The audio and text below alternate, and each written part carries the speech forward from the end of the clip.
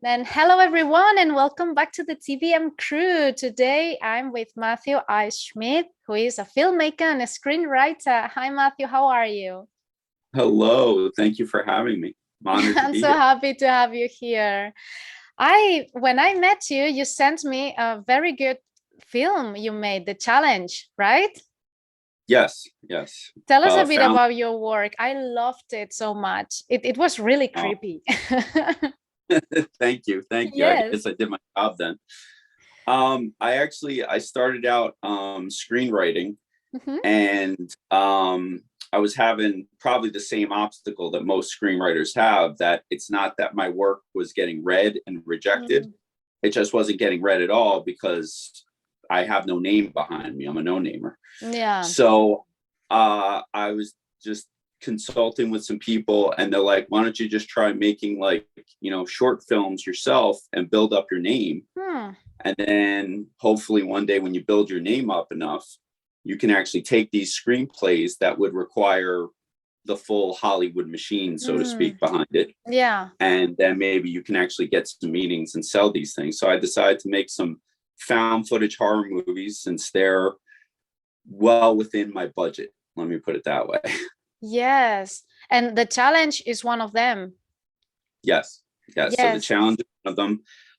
The challenge was actually part of a full film that I made Ah, okay. with three different stories. Yes. But the challenge story was so popular Yes. that I decided to separate it and release it on its own. Hmm. And now we've won one short film competition, and we're entered in several others. So Yes. That's awesome.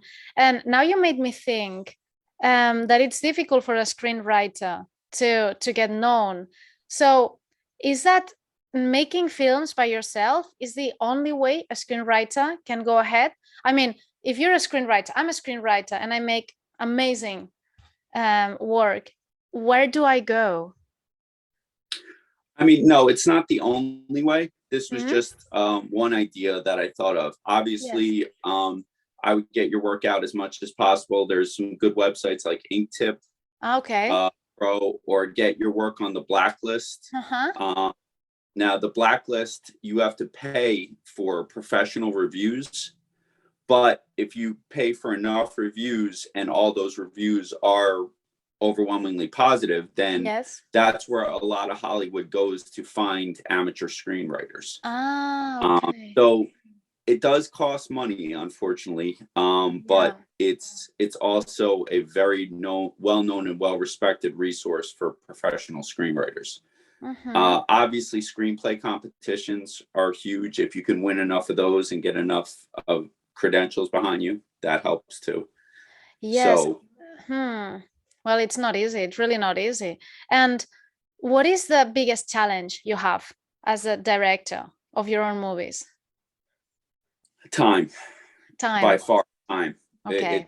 It's not even a question because I do have a full time job, and Hmm. I have a wife and two children and a Yeah. dog and a Yeah. cat. I So, feel you. so Yes.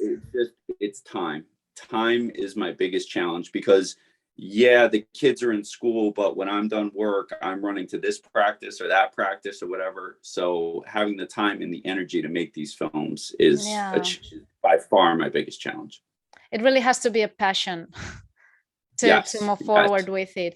And when you have an idea in mind or you have like all the how you call it all the work written for a film, Mhm. what is the process to choose the actors and the places that you want to use? How do you do that?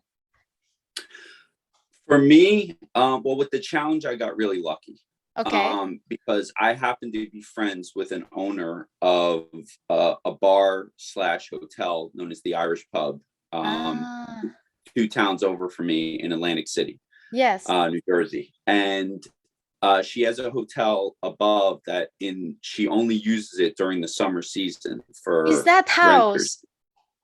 Yes, so Ah, that's that's just so amazing. so she was just kind enough to me to allow me to use the hotel in the off season. We shot there for a couple months, and we were able to pretty much have our run of the place. Wow. Um, So that I lucked out with that one. Other than that, I I try to work within my means because I am Yes. limited. I'm just one man. I'm not a big production company. Yeah. I mean, I have a partner who does work with me, but most of the financing comes from me. So I try to work within my means, and I'm just very observant of my surroundings. So I'm Mm-hmm. like, hey, this would be a great setting for this type of scene, or this would be great setting for this type of scene. So I do a lot of work with what I got, type of deal. Yes. That's for Well, the locations. I'm sorry, you were gonna say something. no, no, no, no. I Oh, was going to say that that's actually, I mean, I think it has much more merit to do things like that because, I mean, look like how's this film? The Blair Witch Project. It just the yes, boots and a regular camera. I mean, it's not about the money, but it's more about what you say to know that this is going to work.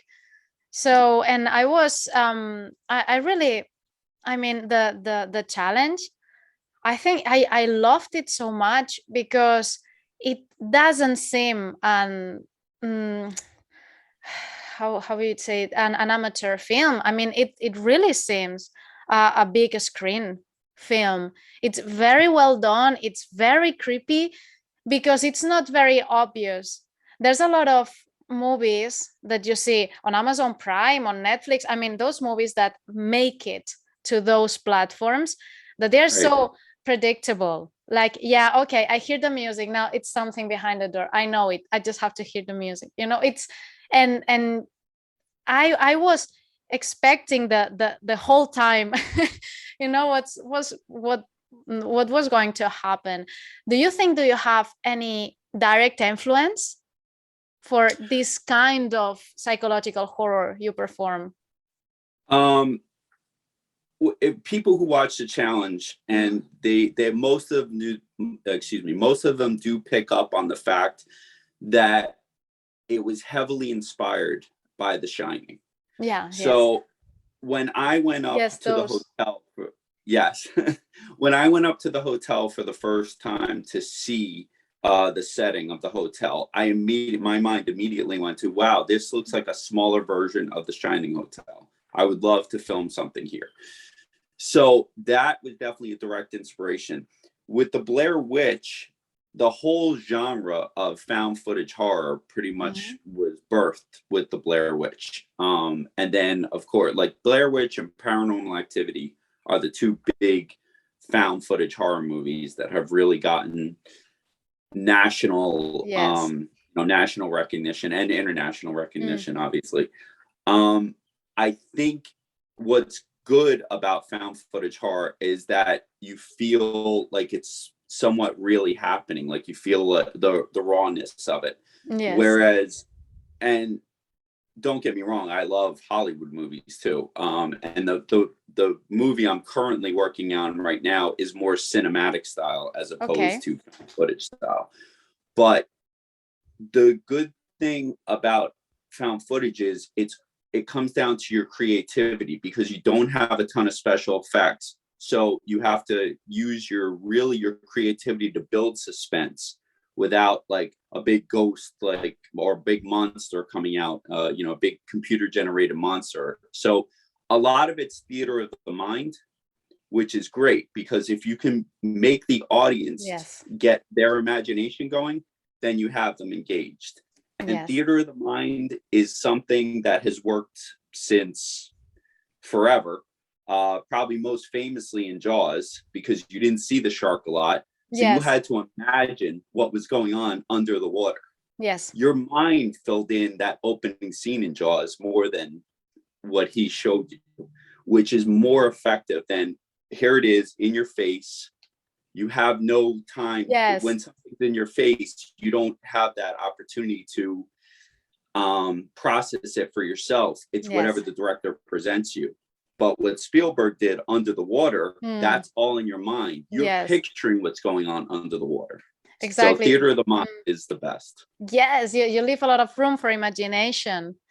And Yes. yes, and I think that's exactly that's what you say. It's so catchy for people, because you can relate to that. I mean, sometimes you're just at home alone and you suddenly realize you're alone. I mean, there's that snap of the mind that you suddenly, I'm so alone, and Yes. when you hear a noise and well, maybe it's only me, I hope it's not only me, but sometimes you stop breathing to see if that was you, like to hear properly that noise. And that is all in your mind, and it's very probable that that's nothing there, but it's Yes. all in your mind. And I think that's a very very smart way of getting to the people, but it's not easy, No, it's because not. there's a lot of movies that disappoint me. Do you have any movie that has disappointed you, when you had hope in when you watched it and you said, why did they do this? You know what? I'll give you an example of something that disappointed me when I Okay. first saw it, but then later on I learned to appreciate it on a different level. Okay. So, do you remember the original Mummy with Brendan Fraser in Yes. well, not the original, but I shouldn't say the original, but his first one, Yes, which the was first one. it was mid 90s. I forget exactly what year. But the trailer Yes. used the music from Bram Stoker's Dracula, the Francis Ford Coppola one. Yes. So it made it seem like a very serious movie, the trailer. Yeah. So when I went into the movie, watching it, I'm thinking, okay, this is going to be very dark, very serious, much like Yes. Dracula. And it turned out to be very comedic. Yes. So I was like, wait, this is really disappointing to me, So I really didn't like it. Yeah. Then, but I said, I wish they had advertised it. Have you ever seen Army of Darkness? Yes. Yes. Okay. Yes. I said, I wish they advertised this as an Army of Darkness type movie. I feel like if you know what type of movie you're going into, you will enjoy it more. So then I saw The Mummy 2 a few years later, and I loved it because I knew exactly what type of movie I was going into. Yeah. So I feel like whatever type of movie you're making, I'm not telling you to give away a lot in the trailer, because I don't like that either, but at least let the audience know what type of movie they're going into, so that they don't go in looking for one thing and they come out completely like, oh, that's not, you don't go to a romantic comedy and then it ends up being a bloodbath and being like, wait, I thought I was going to see a romantic comedy, Yes. So that's the time where movies tend to disappoint me, is when they advertise themselves a certain way and then they give you something. I agree. I think that made me think that you said the Army of Darkness, that with the Evil Dead, the first one, it was like a bit like backwards, that they made it thinking of something being horror. And it was, people just laughed at it. They had lots of fun, that they just turned it into a comedy, a so cheesy comedy. It's so fun. You really laugh with the Evil Dead. But and it made me think of that it's true. It happens to me that you talk about the trailers. Sometimes they take the best for the trailer and then you watch the movie and there's nothing else good beyond the trailer. It happened to me with the last Exorcism, that it's that. Have you watched it? That is, I did. I saw it a couple years ago. I can't remember all of it, but I do remember seeing it. Yes. And what do you think of it? I remember it. I remember it not affecting me that much. I remember it being kind of somewhat flat. In fairness to the filmmakers, I think anytime you put the word exorcism in any movie, people are automatically going to compare it to the absolute masterpiece that The Exorcist was. So yes, exactly. It happened to me that to me the movie, it was backwards, because what it's the creepiest thing of that movie is the corpse, that it's completely contorted, and that was the trailer. And I thought, wow, that's so creepy, that when she turns around she moves, and she blinks, but she turns prettier. I mean, she's prettier. And I thought, why should a cheerleader scare me? No, Right. and that was a I mean, it was much scary at the beginning in the morgue, and that the blinking lights and all the scene of the elevator with the corpse behind her. But that's all, and that was in the trailer and nothing else. Right. And as you said, I like demonic horror because I think to me it's the most scary one, because it's something you can't control at all. I mean, you can have a gun against a zombie, but what do you do with a demon, Right. and yes, it's something. So believe you, whether you believe it or not in it, it's so scary. And I was expecting more of it. As you say, when there's the word exorcism, I expect something to be with it. Right. So Uh, I think, I don't know if they make the movies decaffeinated now for the biggest scenes, because like this they take more audience, or I don't know what you think about the general wave of horror that we have nowadays.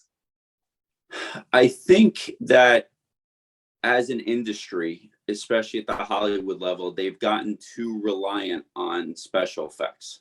Yeah. And not enough on storytelling and, to go back, theater of the mind. I think that the more, if you just present everything to an audience, they have no room to go. Like, here it is. Like, they're not as engaged because everything's presented for them. They don't have to do any thinking on their own.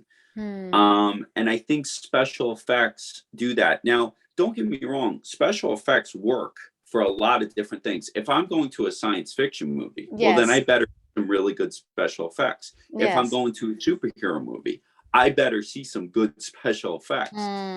But for horror and suspense, I think you really want your audience to put themselves in the scenario. If we go back to the Blair Witch Project, like, half the people loved it, half the people hated it and found it boring. Yeah. I personally loved it because I was able to, it came out pretty much when I was done with college, but I was like, you know what? I could easily picture me and my friends doing something like this. Yes. So because I could relate to it, and because I never saw a witch or a monster come out, it was all in my mind what was going on. So I was completely engaged. And I think with horror and suspense, that is a great key. A person who was a master of that was John Carpenter with the original Halloween. Yes. He showed you a lot of shadows, dark spaces, open doors, open windows. All you had to see was an open door, and you're like, oh, my mind knows now that Michael Myers is somewhere in this house, even if I don't see him.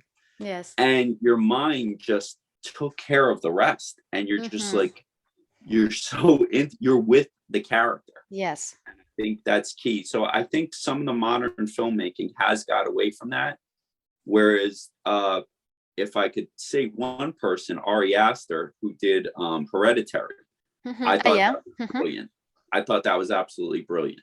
Yes. A lot of slow burn horror, a lot of audience engagement, a lot of shadows where you couldn't really see it, or a little bit you could see it. And I thought it was great as far as modern horror goes.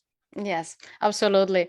We should find a middle point between the traditional horror and modern horror, because they both have good things. Now, saying that, you made me think of, well, there's a movie, I don't remember the title because I have fish memory, but it's not horror, but they made a little ago, like a couple years or 1 year ago, this big movie with Leonardo DiCaprio and Brad Pitt, that it was in the how you call it, the picture in the movies, there was Tarantino. Tarantino is involved in this. And I said, oh, Tarantino, I'm game. Once Upon a Time in Hollywood. This one. Yes. And I'm game. If there's I mean, I don't care about DiCaprio. I don't care about Brett. I want Tarantino. And I went with a friend who he loves Brad Pitt. Okay. And the movie was too long. I mean, for me, it was very long. I mean, if I knew it, I would have brought a tent or something, because it was like, is this finishing? But I was waiting for Tarantino and never appeared. Like, but where is he? I don't see Tarantino in here. And he loved it. But at the end of the movie, there's the bloodbath in the last Yes. scene. I say, there's Tarantino. And I loved it because at the end, he appeared and he hated it. Like, I hate this movie because what is this about? I mean, this movie was what is did all this blood came from, you know? So you made me thought of it. Maybe half of the people, we loved it because we went looking for Tarantino, and the other half hated it because they didn't want that. They want Brad Pitt, you know? Right. So, and I think that's a very interesting point. Is there any movie from your childhood, horror movie, that you keep in your heart, like the first one you saw, I watched, or something you keep? I've already mentioned two of them, but actually I've mentioned all three in this. But yes, Yes. The Exorcist, The Shining, and Jaws. Mm-hmm. I was able to visit 2 years ago. I took a vacation up in Martha's Vineyard, where the original Jaws was filmed. So I got to go to all the locations and everything, and Oh. just a thrill for me. But what I love about all three of those Mm-hmm. is that they make you care about the people who are in it first. And when going back to your earlier question about something modern filmmaking may have lost, is that I don't think they do this enough. I don't think they make you care about the people. It has to be the biggest, best looking star instead of the person next door. If you look at the stars of those movies, they all look like people next door. They all look like people we all could know. They're not dolled up all supermodel people. Yes, They look yes. very real and very, again, it comes back to relatability, Exactly. and that Mm-hmm. groundedness. And I think with that, you just get so wrapped up into their lives because you can actually relate to them. Because Yes. we don't all look like Brad Pitt as much as I'm sure every guy wants to. We don't all look like him. And Yes. don't get me wrong, I actually love Brad Pitt. I think he's a fantastic actor. Yeah, I yeah, really me too, do. me too. Huh? So that's not a knock on you, Brad, at all. You just happen to be amazingly good looking, and we're all trying to catch up. But Yes. but I love how you really got into like each character's family, especially with Jaws and The Exorcist. Yes.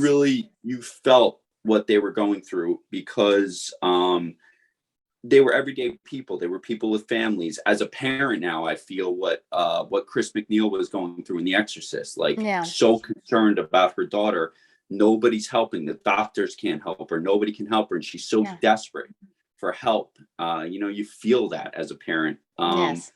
So I think that when you go back to demonic horror, like you were saying, I always Yes. called it religious horror because I grew up Catholic. So Yes. that always scared me the most because I'm like, well, that feels more effective to me because Yes. this is like saying my religion. The Omen was another one like that. Very Yes. scary religious horrors. Yes. But I do love that feel of just when you can relate to something, I Mm-hmm. think you just enjoy it that much more. And Yes. since you're a writer, you probably know one of the first lessons in writing a screenplay is to make it primal. Mm-hmm. Make it so that it's a feeling everybody can feel, Yeah. and every human can feel. And if you do that, I think you're going to hook your audience every time. I really do. Yes, because there's also the other side of this, the other extreme side, when they make you care about the bad guy, about the psychopath, because it happened to me a lot. It's not well, maybe sometimes it is Criminal Minds. No, Nope. sometimes they tell you the story of the crazy mom of the psychopath, and you say, "I poor thing, of course he's killing people around," you know.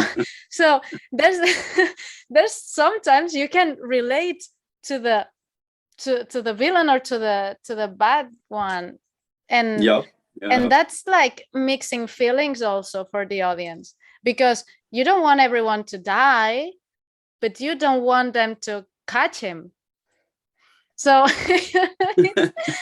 it happens in books a lot to me. Well, I hope I'm not the only one that this happens to me.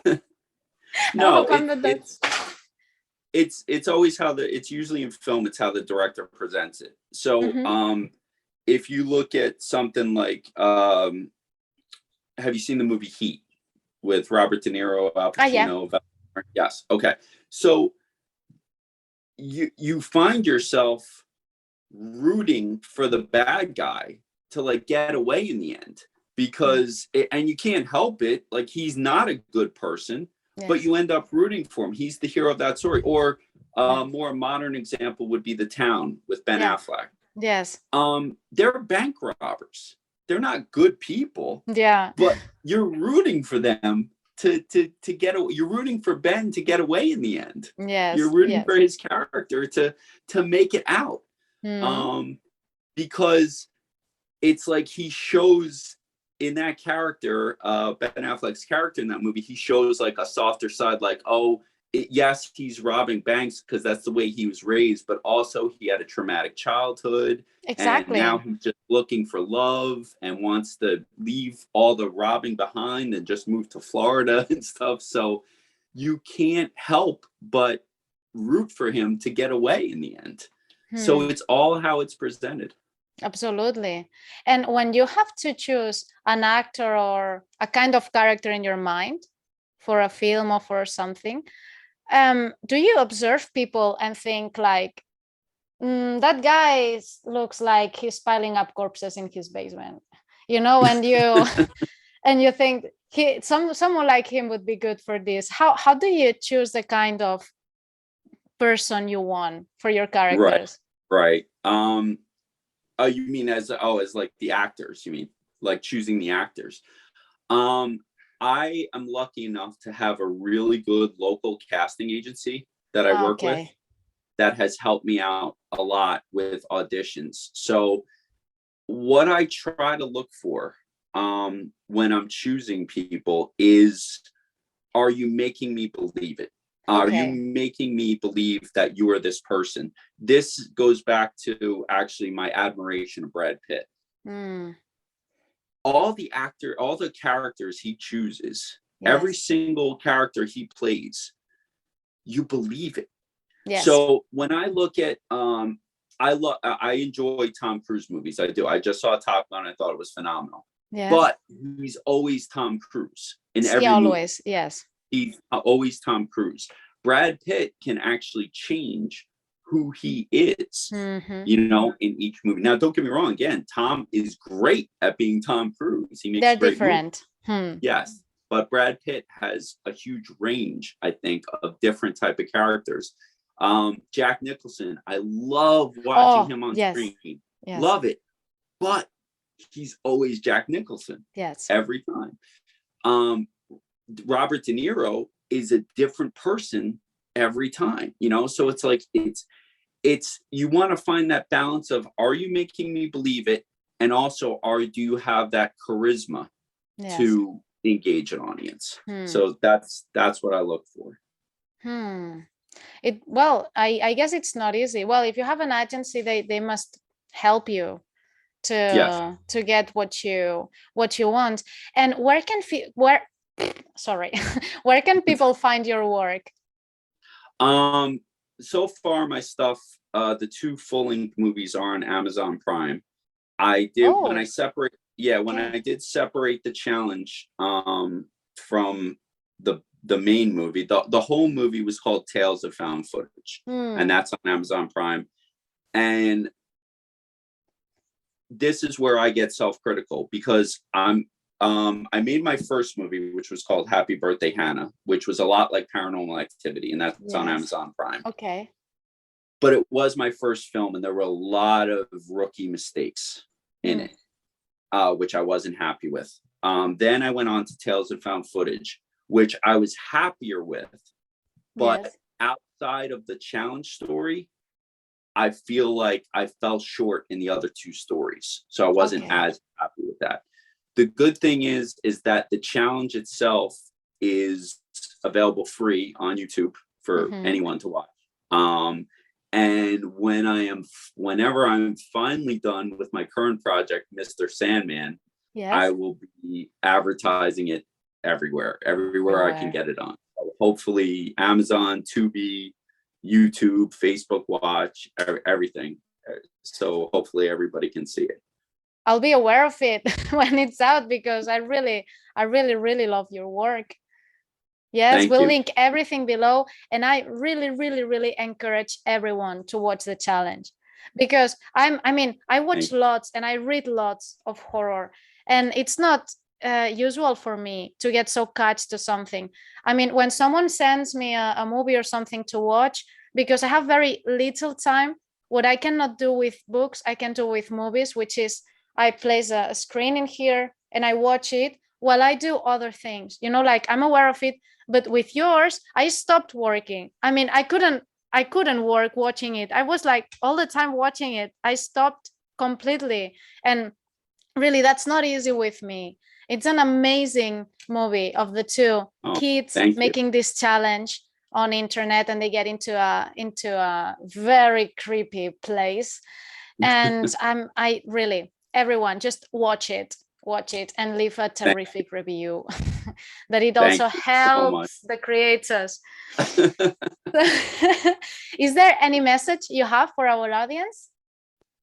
Well, I could tell you, I started this later in life because I decided to go the more traditional route where, get a job, buy a house, get married, be responsible. Yes. I took a very traditional route in life, but filmmaking was always in the back of my head as a passion. So if I have any piece of advice for anyone, I turned 47 a couple months ago. I wish I had started this at least 20 years earlier. Yeah. So please, if you have a passion, I'm not telling you to not pay your bills or not get a full-time job, pay for things. Yes. Do that too. But please make time for your passion so you don't have any regrets in life. That's an amazing advice. Sometimes we wait for the perfect moment, and that never arrives. There is no perfect moment. I could tell you there's no time where you're going to have an 8-hour day where you can just work on your project. If you only get an hour a day, a half-hour a day, use it. Because guess what? If you do 1 hour a day, by the end of the week, you've done 7 hours of work. Yes. There's this expression that says that 1 year from now, you will be so happy you started today, right? So, and life just gets busier and busier and more stressful. It never gets better in that sense. I mean, maybe when we retire, we can play cards and drink wine all day. But at the moment, we cannot do that yet. So I love talking to you, but we ran out of time. Oh, I love being here. And thank you so much. And thank you for that huge compliment, because I can tell what a horror fan and a horror critic you are. And for you to give me that compliment on my movie means a lot. So thank you so much. Thank you for doing that. I mean, it's amazing to find so much good material, really. So thank you so much for sharing it with me. And keep me updated on your project, please. I want to see it. I'm hoping, I was hoping by this year, but now it looks like it's more like going to be 2023. But yes, when Mr. Sandman is ready, I will absolutely let you know. Perfect. Thank you so much. And thank you so much for being here with me today. And thank you for having me. It was an absolutely my honor. Have a lovely day. You too. Bye-bye. Bye.